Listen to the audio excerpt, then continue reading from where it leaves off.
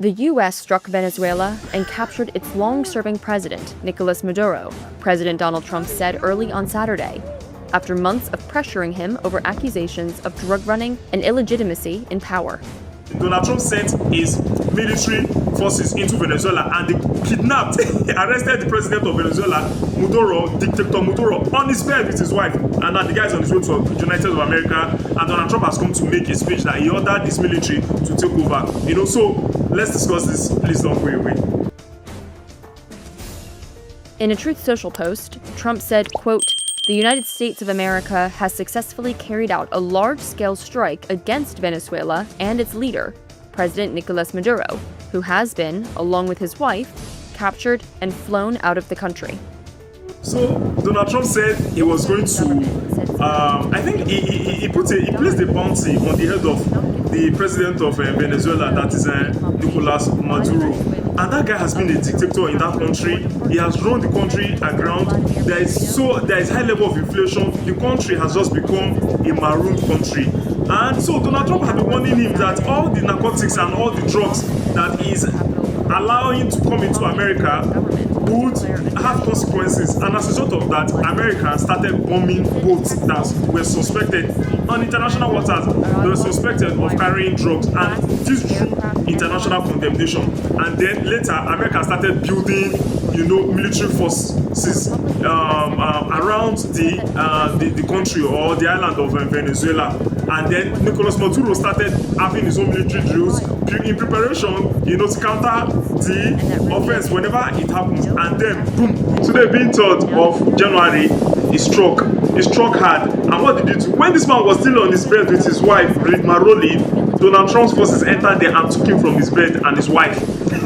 The country, they were still asleep while their president was on board helicopter to the ship that will take him to the United States of America, to New York. And all these things, Donald Trump was monitoring it from Marijuana, his house in Florida.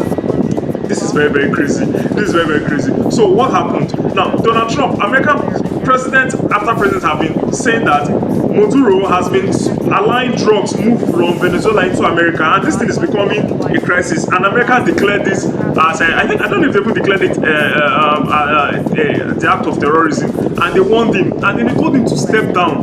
But this guy, being a dictator who has never even found favor with any of American presidents, refused to step down, and was given conditions that number one, if he was going to step down, for some of the conditions he gave, that number one, they should give him time. Number two, they should tell him if they will grant him pardon, and then he will not be prosecuted. And he was just giving, and America said, "Come, your time is up." And then Donald Trump now, to what I have said so far is that Donald Trump does not want to be seen as a weak president. Now, he has already lost the Nobel Peace Prize, and since he has lost it, he just feels that there is nothing to be nice about again, since he has already lost the Nobel Peace Prize. And so, in the end, he does not want to go for peace. And this says something to African countries, that Donald Trump is just simply telling you that if I want to come for you, I can come and get you. What he simply did was that he built military presence around Venezuela, and then helicopters started, going in choppers, and then there were about 7 bomb blasts reported. And Maduro, when he heard the bomb, he wanted to run from his room to his bunker that was protected, and though they already came with bomb to blow up the place still, and then they caught him. It was so fast, so sweet, and so stealth.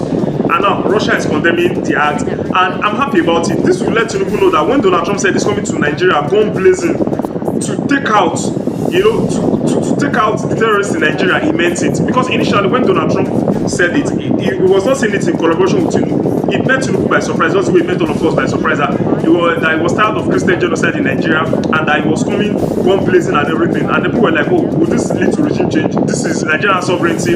This will not be nice and everything."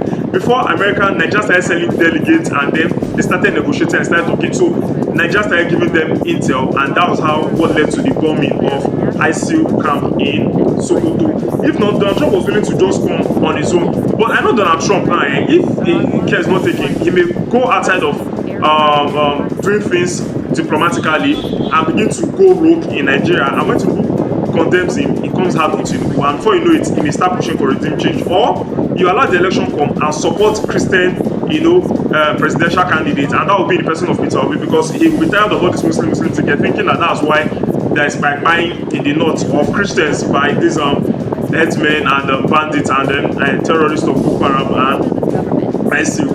But what are the takeaways from this? This is an illegal act, yes, because United Nations is against it. You cannot invade another country; it's a war crime, you know. But not only did he even invade country, he took a sitting president. So this is like kidnapping a president. So people can be kidnapped from Asoro. What are you telling me? Let them put their destroyer, their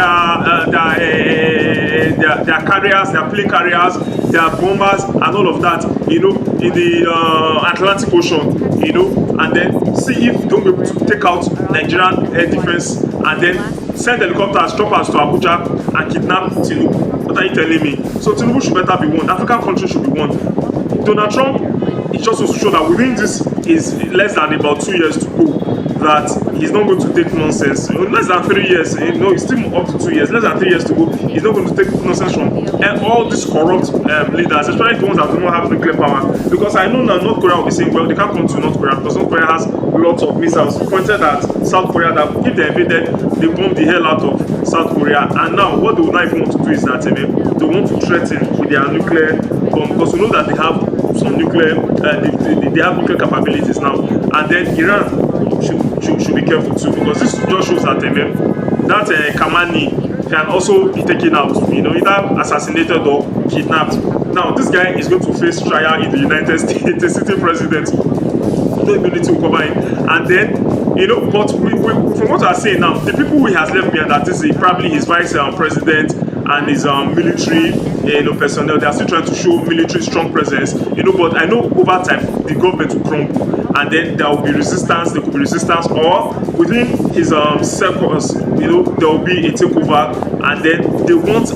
Donald Trump is making it clear that they should do things the way he wants. That form of dictatorship that has bedeviled the country for many years would have to stop. So whoever is going to take over from Maduro should know that Donald Trump can still come and pick him from his bed, just the way he did to this Maduro. It's an interesting thing. I've been watching different channels, and somehow I'm happy, at the same time I'm not happy. I'm happy because, you know, I just like action, activity. They everywhere they boring since no action, activity don't dinner. And Donald Trump is also using it to send message to African leaders. So let me know your thoughts in the comment section.